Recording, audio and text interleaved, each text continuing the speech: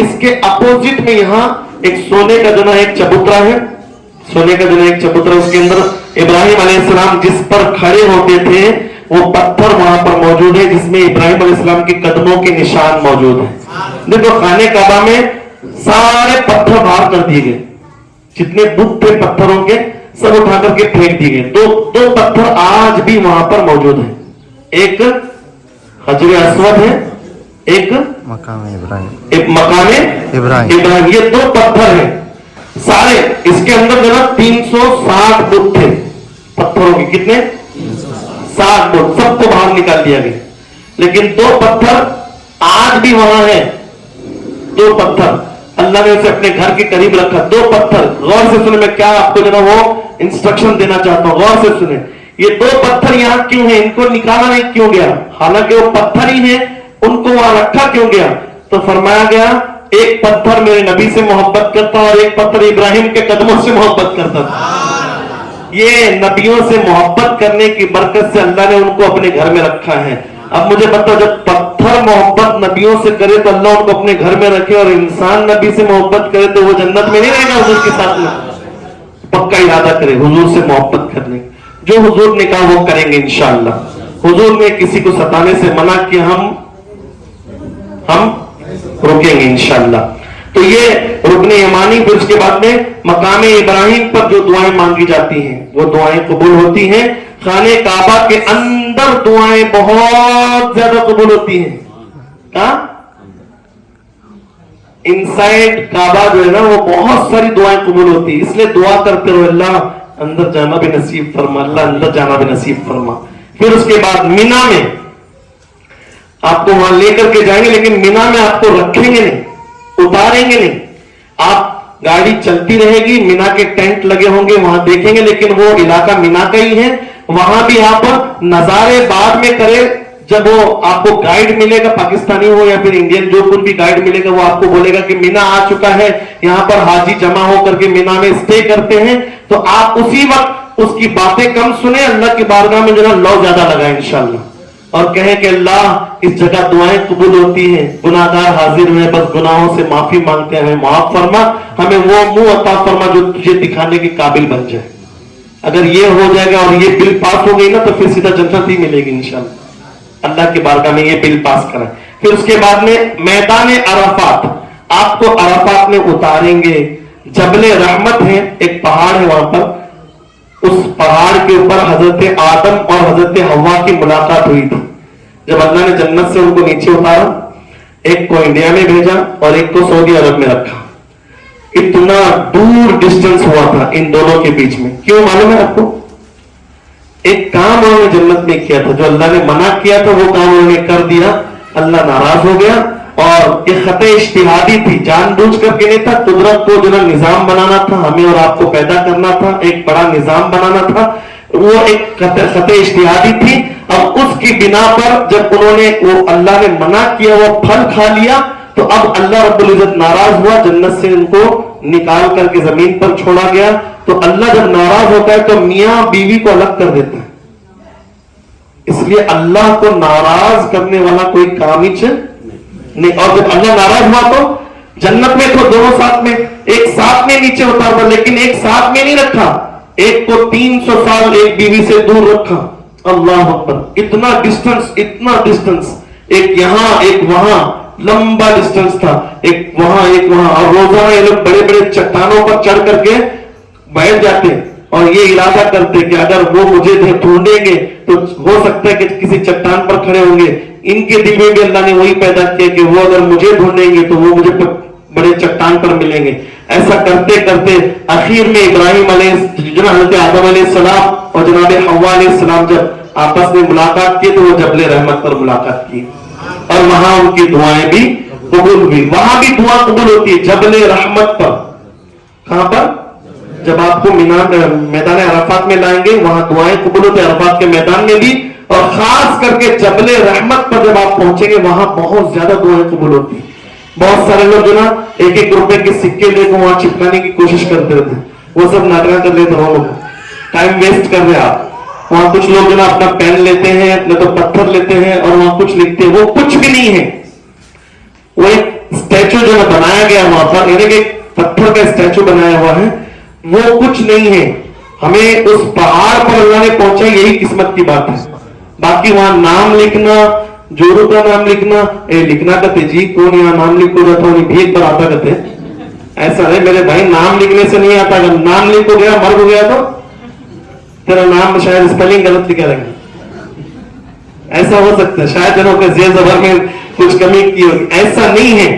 कुदरत जिसे घर दिखाना चाहती है उसे पहुंचा देती है, कुदरत जिसे वहां पहुंचाना चाहती है पहुंचाती है। उनके लिए दुआएं करो बस, ये जिहालत की बातों के अंदर नहीं आना, याद रखेंगे इंशाअल्लाह।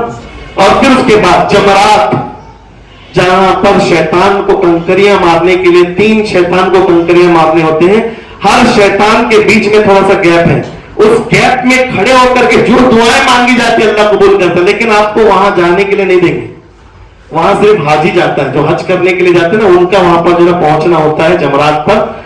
आपको सिर्फ मीना को दिखाया जाएगा दूर से, वो जो मीना है, आपको मैदान अरफात में तो उतारेंगे, नमाज असर तक भी शायद आपको रखेंगे, मगर आप जब जमरात की बात आएंगी तो उतना दूर होगा, बोलेंगे वो देखो जमरात दिख रहा है आपको, वो देखो वहां पहला शैतान, दूसरा शैतान, तीसरा शैतान, इतना दूर उसे बताएंगे और निकाल देंगे, क्योंकि उम्रा के अंदर ये सारी चीजें इंपॉर्टेंट नहीं है। अब मैं आपको मेन उम्रा के करीब में ला चुका हूं, ये बातें समझ में आई आपको?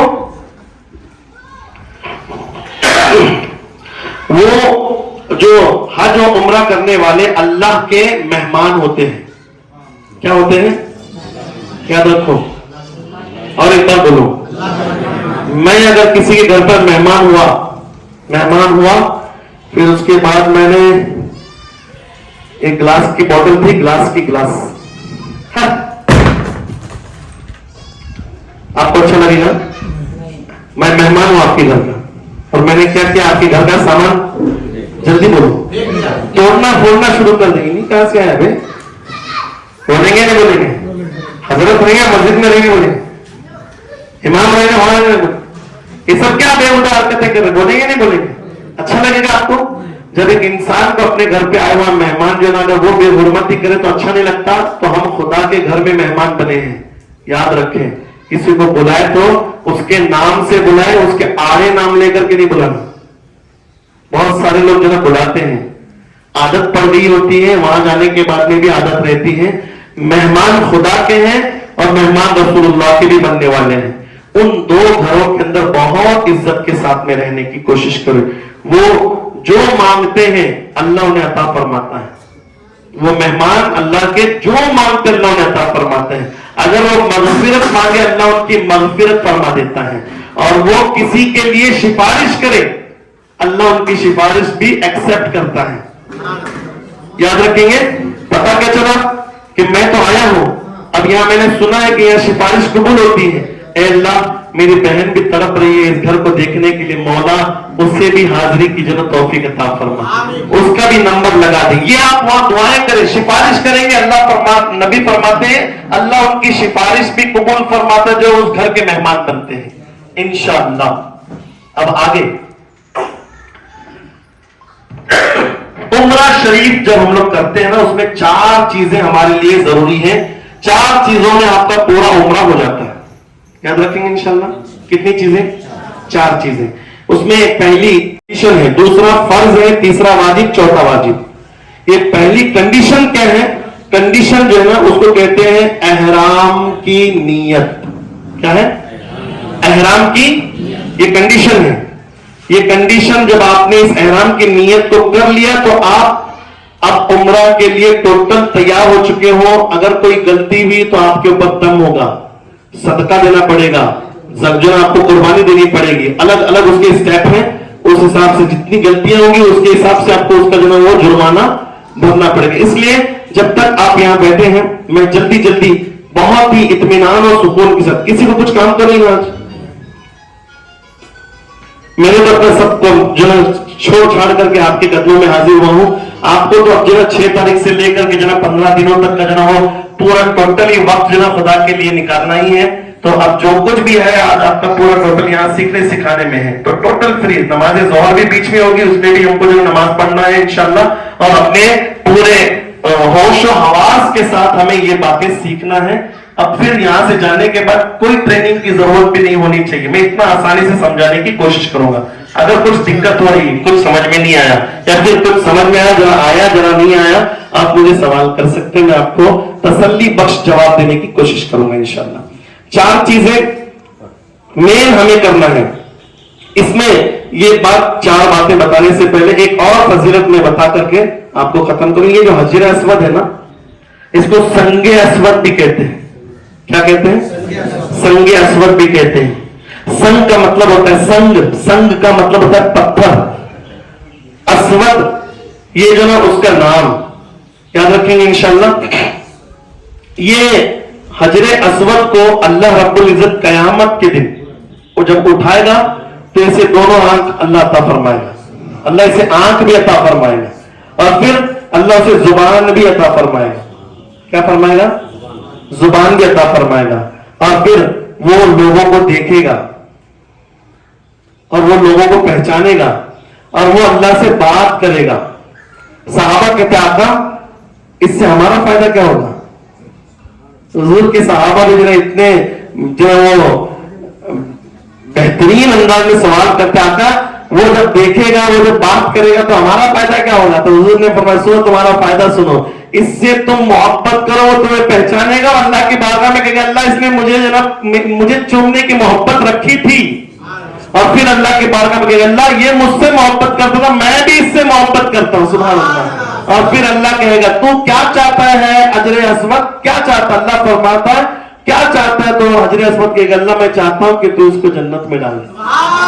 تو اللہ رب العزت فرمائے گا آج تیری خواہش پوری ہوگی, آج تجھے جنت میں ڈالا جائے گا. سبحان اللہ. اب وہ بندے کی مغفرت صرف اور صرف اس حجر اسود کی وجہ سے ہوگی. اس لیے اس کی محبت, اس کی طرف, اس کی لگن, اس کو پکڑنے کے لیے ارمان اپنے دل میں عمر کر کے آنے چاہیے انشاءاللہ. اس کا مطلب یہ نہیں عمران پہ ادھر آنا, اب عمران گئے ہیں ساتھ میں ان کو ہٹا رہا ہوں حجر اسود کی طرف پڑھنے کے لیے, ان کو ہٹا رہا ہوں, ان کو ہٹا, ایسا کر کے آپ کو جانا ہے, کسی کو پیچھے کر کے آپ کو آگے جانا نہیں ہے. اگر آپ کو راستہ مل رہا ہے تو آپ آگے بڑھیں. میں بہنوں سے تو گزارش کروں گا تمہارے جذبات اندر رکھو, وہاں جذبات کی نہیں, وہاں آپ کو ہوش سے کام لینا ہے, کیونکہ آپ کے جذبات آپ کو جہنم میں بھی پہنچا سکتے ہیں. بہت ساری عورتیں جو نا نکو اپنی وہاں پہنچ جائیں بھیڑ بھاڑ نہیں, یہاں اٹھا دورا کو اسے نہیں پکڑے, اور پھر وہاں سے آنے کے بعد میں انڈیا میں پہنچتے نا وہیں کتنی بھی بھیڑ رہے تو چیر کو اندر جا کے جو نا کھانے کا کو پکڑ کو چاہیے کر بولتے کیا کیا میں پکڑ کر کیا کیا آپ نے, دوسروں کو تکلیف دے کر کے آپ نے کھانے کعبہ کو پکڑا, ایک دوسرے کو دھکا مار کے کھانے کعبہ کو پکڑا, تو تم نے کون سا بڑا تیر مار لیا. اگر یہ عمل اللہ کے بارگاہ میں مقبول ہی نہیں ہوا تو پھر فائدہ کیا چیر پھاڑ کر کے اندر جانے کا. اس کا خیال رکھیں انشاءاللہ. اب وہ 4 باتیں, یہ پہلی شرط کنڈیشن نیت کیا ہے؟ جلدی بولو, نیت ہے. درود پاک پڑھیں اللہم صلی وسلم وبارک علی سیدنا و مولانا محمد طب القلوب و دوائها وعافیت الابدان و شفائها ونور الابصار و ضیائها وعلی آلہ وصحبہ دائما ابدا کثیرا کثیرا. میرے آقا